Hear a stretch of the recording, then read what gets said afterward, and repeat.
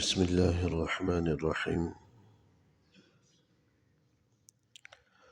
وعن أنس رضي الله تعالى عنه أنه مشى إلى النبي صلى الله عليه وسلم بخبز شعير وإهالة سنخة وقد رهن النبي صلى الله عليه وسلم درعا له بالمدينة عند يهودي وأخذ منه شعيرا لأهله وقد سمعته يقول ما أمسى عند آل محمد صلى الله عليه وسلم صاع بر ولا صاع حب وإن عنده لتسع نسوة۔ حضرت انس رضی اللہ تعالی عنہ حضور علیہ السلام کے خادم خاص ہیں۔ 10 برس تقریباً عمر کے تھے کہ حضور علیہ السلام کی خدمت کے لیے ان کی والدہ ماجدہ نے انہیں وقف کر دیا تھا، تو اس لیے تا حیات حضور علیہ السلام کی خدمت میں رہے۔ ایک دفعہ کا واقعہ بتا رہے ہیں کہ انہوں نے مشى إلى النبی صلی اللہ علیہ وسلم بخبز شعیر، کہ یہ حضور علیہ السلام کی خدمت میں جو کی روٹی اور پرانی چربی حضور علیہ السلام کی خدمت میں لے کر گئے۔ احالت سنخہ، ایسی چربی کو کہا جاتا ہے جو زیادہ دن رہنے کی وجہ سے اس میں بو پیدا ہو گئی ہو کچھ نہ کچھ، تو پرانی چربی اور شعیر کی یعنی جو کی روٹی حضور علیہ السلام کے پاس لے کر گئے۔ حالانکہ حضور علیہ السلام نے ایک یہودی کے پاس اپنی زرہ، جو جنگی لباس ہوتا ہے سینے پر پہنا جاتا ہے، وہ حضور علیہ السلام نے ایک یہودی کے پاس گروی رکھوایا تھا۔ وَأَخَذَ مِنْهُ شَعِيرًا لِأَهْلِهِ، اور اپنے گھر والوں کے لیے حضور علیہ السلام نے اس زرہ کے بدلے میں حضور علیہ السلام نے اپنے اہل و عیال کے لیے کچھ جو اپنے یہودی سے لیے تھے بطور ادھار کے۔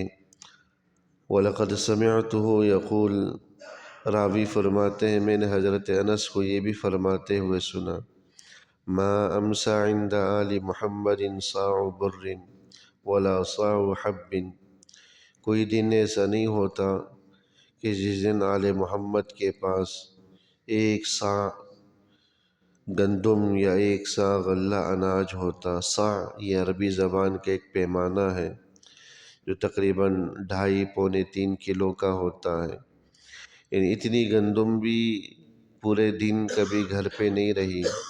حالانکہ حضور علیہ السلام کی 9 بیویاں تھیں، لیکن اس قدر بھی میسر نہیں ہوتا کہ پیٹ بھر کر وہ روزانہ کھا لیں۔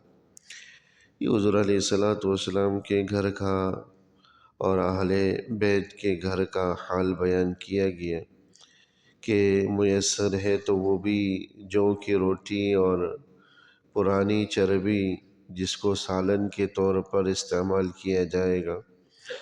نوبت یہاں تک بھی آ گئی کہ یہودی سے اپنی زرہ رہن رکھوا کر، گروی رکھوا کر حضور علیہ السلام کچھ جو اور کچھ غلہ اناج ادھار لے رہے۔ یہودی سے لینے میں حکمت یہ بتلائی گئی، حالانکہ یہ حضور علیہ السلام کسی مسلمان سے بھی لے سکتے تھے، کسی کو اشارتاً بھی اگر بتلا دیتے تو آپ کی خدمت میں غلہ اناج کا ڈھیر کر دیتے، مسلمان بھی ایسے تھے۔ لیکن حضور علیہ السلام چاہتے تھے کہ ان کا یہ فخر و فاقہ کسی پر منکشف نہ ہو، ظاہر نہ ہو، کسی کو پتہ نہ لگے۔ اگر مسلمانوں کو پتہ چلتا تو رنج ہوتا، تکلیف ہوتی، اور پھر وہ گھر سے غلہ اناج لے کر آتے۔ تو اس لیے حضور علیہ السلام نے کسی یہودی سے قرض لیا تاکہ کسی مسلمان کو پتہ نہ چلے۔ تو حضرت انس خادم خاص تھے تو انہیں پتہ چل گیا، ورنہ دیگر حضرات کو پتہ بھی نہ چلتا اگر حضرت انس نہ بتاتے۔ تو اپنے فقر و فاقہ کا حال کسی مسلمان پر ظاہر نہ ہو اور اسے رنج اور غم نہ ہو، تکلیف نہ ہو، یا پھر وہ غلہ اناج لانے کی فکر میں نہ لگ جائے، اس لیے حضور علیہ السلام نے ایک یہودی سے یہ غلہ اور اناج اور کچھ جو ادھار لی، اور بدلے کے طور پر اپنی جو زرہ ہے، جنگی لباس ہے، وہ حضور علیہ السلام نے بطور رہن اور گروی کے رکھوایا تھا۔ کوئی دن ایسا نہیں ہوتا جس میں چند سا ایک سا غلہ اناج حضور علیہ السلام کے گھر میں موجود ہو۔ وَأَنَّ عِنْدَهُ لَتِسْعَ نِسْوَةٍ، حالانکہ حضور کے زوجیت میں 9 بیویاں تھیں۔ احادیث مبارکہ سے پتہ چلتا ہے آپ علیہ السلام تمام ازواج مطہرات کو سال بھر کا غلہ اناج ایک ساتھ دے دیا کرتے تھے۔ پورے سال کی ضرورت کا جو غلہ اناج ہوتا تھا وہ حضور علیہ السلام تمام ازواج مطہرات کو دے دیتے تھے۔ لیکن ازواج مطہرات بھی تو حضور کی ہی بیویاں تھیں، صدقہ و خیرات کرنے میں، سخاوت کرنے میں سب ایک سے بڑھ کر ایک تھی، لہذا کوئی بھی وہ سال بھر کا غلہ اناج اپنے گھر پر نہیں رکھتی، سارا کا سارا صدقہ کر دیا کرتی تھی، سارا کا سارا غرباء اور فقراء کو دے دیا کرتی تھی۔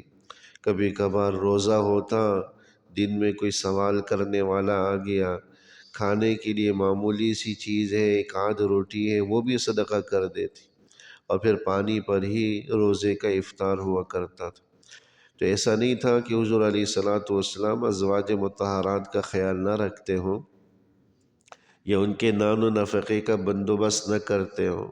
شوہروں پر بیویوں کا نان و نفقہ یہ شرعاً واجب اور ضروری ہے، تو حضور علیہ السلام سال بھر کا خرچ دے دیتے تھے، غلہ اناج دے دیا کرتے تھے، لیکن ازواج مطہرات اپنی مرضی سے، اپنی خوشی سے وہ سارا صدقہ کر دیتی، غرباء اور فقراء میں تقسیم کر دیتی، اور پھر جو تھوڑا بہت میسر آتا، کبھی نہیں ملتا کبھی ملتا، اس پر قناعت کر لیا کرتی تھی، اس پر جو ہے نا گزر بسر کر لیا کرتی۔ یہ ایسی پاکیزہ بیویاں تھیں۔ اللہ جل شانہ نے حضور علیہ السلام ہی کی معیت کے لیے، آپ کی رفاقت اور زوجیت کے لیے ان کو منتخب فرمایا، منتخب تھی، اللہ کی منتخب کردہ تھی۔ تو اللہ جل شانہ نے یہ وصف صدقہ و خیرات اور سخاوت کا، جود و سخا کا ان ازواج مطہرات میں بھی کوٹ کوٹ کر بھرا ہوا تھا۔ بعض روایات کے اندر آتا ہے کہ حضور علیہ السلام جب دنیا سے رحلت فرمانے لگے تو آپ نے اپنی ازواج مطہرات بیویوں سے کہا کہ تم میں جو سب سے لمبے ہاتھوں والی ہوگی وہ سب سے پہلے مجھ سے جنت میں ملاقات کرے گی، یعنی دنیا سے وہ میرے بعد وہ سب سے پہلے اٹھائی جائے گی اور جنت میں ملاقات کرے گی۔ اب ازواج مطہرات لمبے ہاتھوں والی ہونے کا مطلب شاید یہ سمجھے کہ واقعتاً کسی کے ہاتھ لمبے ہوں، تو حضرات ازواج مطہرات فرماتی ہیں کہ ہم ایک دوسرے کے ہاتھ دیکھا کرتی تھی کہ کس کا ہاتھ لمبا ہے۔ یہ تو بعد میں سمجھ میں آیا کہ لمبے ہاتھ ہونے کا مطلب لمبا ہاتھ ہونا مراد نہیں، لمبے ہاتھ ہونے کا مطلب جو سب سے زیادہ سخی ہو، سب سے زیادہ صدقہ و خیرات کرنے والی ہو، سب سے زیادہ جو ہے اللہ کے راستے میں لٹانے والی ہو۔ تو غالباً حضرت زینب رضی اللہ تعالی عنہ تھی جو حضور علیہ السلام کے بعد دیگر ازواج مطہرات میں سب سے پہلے دنیا سے رحلت فرما گئی، چونکہ وہ دیگر ازواج مطہرات کے مقابلے میں زیادہ سخی تھی، صدقہ و خیرات کرنے والی تھی۔ تو یہ حضور کے گھر کا حال تھا اور ان پاکیزہ نفوس اور پاکیزہ بیویوں کا حال تھا۔ اللہ جل شانہ یہ وصف ہمارے اندر اور ہماری خواتین میں بھی اللہ پیدا فرما دے۔ اللہ جل شانہ عمل کی توفیق نصیب فرما۔ ربنا تقبل منا انك انت السميع العليم وتب علينا انك انت التواب الرحيم، وصلى الله تعالى على خير خلقه محمد وآله وصحبه أجمعين.